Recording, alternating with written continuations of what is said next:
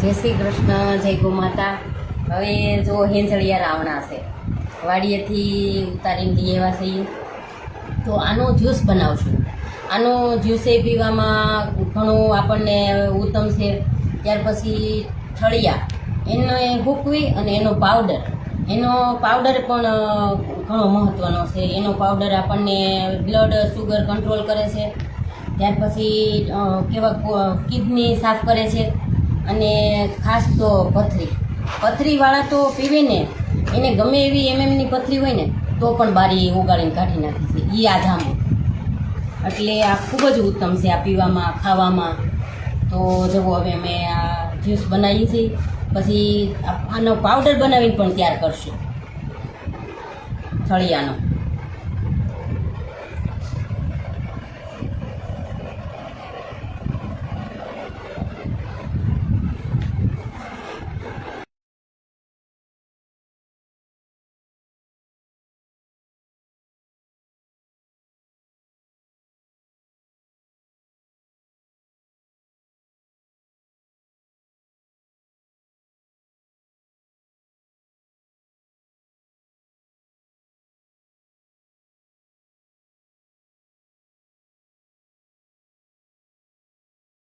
સમજશું.